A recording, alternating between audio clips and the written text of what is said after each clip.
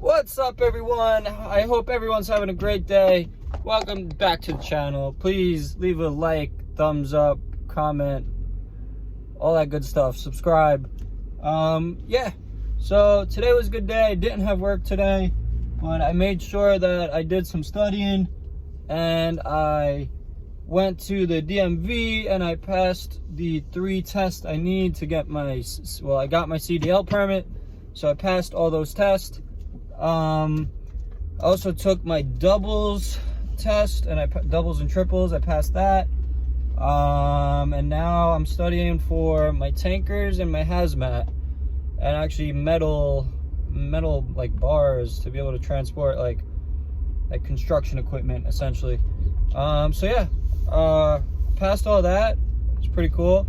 The people at DMV were congratulating me like it was a huge accomplishment, which I didn't view it as that, but apparently, you know, I wasn't too impressed with the feat, but they were, you know, saying good job and everything, so I thought that was cool.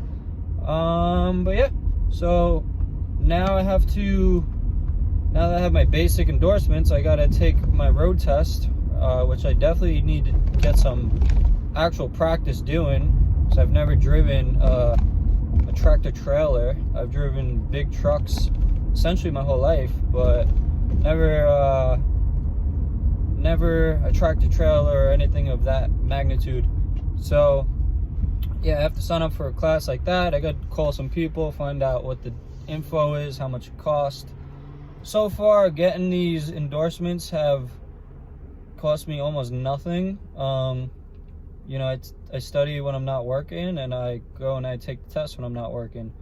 And I spent so far $15 at the DMV, because they charge you for the test, but they're really cheap. It's like $5 a test. And then I paid $12 for my permit, so I'm in like $28 so far. I'm assuming the test driving is going to be more expensive than that, maybe a couple hundred, but it's a 3-hour course, so I don't see how they could charge you like $600 to do something like that. That'd be outrageous. But yeah, so we're gonna do that next. Gonna pass that, and then we're gonna have a CDL driver's license, and then I could get a bunch of driving jobs. And yeah, I've been looking around, looking at some driving jobs. You know, generally the good ones are like 80,000 plus, which is pretty cool. Monday to Friday, you get 2 days off, paid time off, health insurance, all this good stuff. And yeah, 80,000 would be pretty nice. I would also work the weekends. If they had overtime, I would work with them. If not, I would get another job and work Saturday, Sunday, because I enjoy working and staying busy. Plus, I enjoy saving up my money and making as much as possible. Currently, I make a little more than 100,000 a year. Last month, if you asked me, it was easily 100,000 or more a year, because I was making really good money, working 7 days a week, managing 2 of the days and on the truck the other 5. And then, you know, what side jobs I do, whether it be moving someone or painting for them, hanging TVs, could be anything. So yeah, I was easily making, I would say, about 120 a year. I wasn't keeping track exactly, and not all of that was on the book, so I can't really keep track of it like that. But I just know I was hitting my goals every week, which was every month I was making about 10,000 plus, so 120 a year easy. So I would be taking a pay cut, kind of, sort of, because the job I work for has gotten funny, and they decided they don't want me to manage no more. So, or at least pay me to manage. I still end up doing manager stuff, but they're not paying me to do it no more, because we have another full-time manager. So yeah, you know, I'm just making sure that my ducks are in a line. Summer's about to pass, which it's going to be very busy at the moving company. I should be working minimum 5 days a week, up to 7. So some weeks I might work like 2 weeks in a row, which would be cool, you know. But I just can't do this work forever, the physical movement of the furniture, and I don't want to do it forever. It's kind of like slave work. So I want to have other things lined up, which is why I'm studying for this CDL test, which so far I'm doing pretty good on. I'm gonna have all my endorsements probably within a week or two, and sign up for the driving test, and that's gonna be done by the end of this month. Another thing I'm studying for is real estate, which I kind of put a hold on because I'm really studying pretty hard on the whole CDL thing, and you know, just don't want to exhaust myself with all this different information. So I'm dabbling in real estate right now. I am not taking the formal online class I signed up for, but I have a whole year to finish it. I plan on finishing it in a month or two. But yeah, we're gonna bang out the CDL thing first and then move on to that. So yeah, essentially you gotta always prepare and keep learning. So the more you learn, the more you can earn, and you know, the more you educate yourself, the better. You can do more things. So really learn as much as you can, get as many certificates as you can, bump your driver's license up all the way, upgrade it so you have a CDL and all your endorsements. Drive safely, because if you get pulled over with that, it's double points, double fine, and you know, you don't want to tarnish your driver's license. So drive safely. And yeah, you know, get your real estate license. These are things for me. I'm sure for anyone else, like let's say you're a girl watching this channel, you could get your beautician license, or I don't know if cutting hair is the same thing. You could get that, and you could cut hair on the side, and you could do people's makeup on the side. Every girl I know loves haircuts and getting their nails done or their makeup. So why not be able to do that for one of your friends or your family members, and even random people? Start a Facebook group and charge people to do it, you know? Maybe you could eventually be so busy you could hire someone else to do it for you. Just all these things really help. Even if, you know, you get your real estate license, if you're watching this, you could even get your CDL. You could literally do whatever you want. There's a million different certificates out there. You can become a CNA, certified nurse assistant.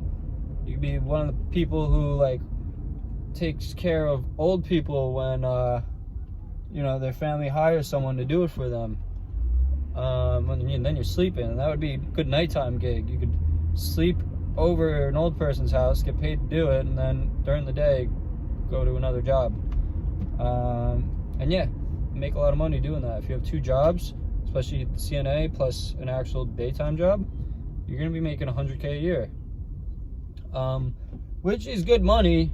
I think that's enough money to comfortably survive, but to really like progress and have like surplus of money, anywhere from 200,000 plus a year, like you're doing okay.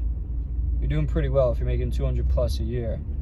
You'll be able to afford to go on vacations pretty much whenever you want.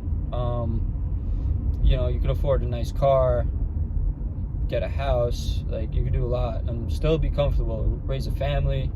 100,000 a year is like kind of like a minimum goal. Any less than that, really, you know, after taxes, isn't anything too substantial. It just becomes hard to live off of. Things are very expensive nowadays. Like having a car is gonna cost you, you know, let's say you make 100,000 a year. After taxes, best case scenario, that's 80, which taxes are more than that. So really it's 75. After, you know, if you spend $100 a week just on miscellaneous stuff, that's 5,000 a year. So now you're at 70. Now you have a car. Let's say the car plus insurance, the payment and gas and repairs somehow cost you $1,000 a month, which is really good. That's 12,000 a year gone. Now you're at 58,000. Now you have rent. Your rent's like with utilities like 15 a month. So that's 18,000 a year. So now you're at 40,000 left. Now you gotta feed yourself. Like feeding yourself is like about 200 a week, maybe. You probably get it done less, but let's say 200 a week because you're going out to eat too. That's 10,000 a year. Now you're at 30,000, and this is off a $100,000 job. So now you're at 30,000.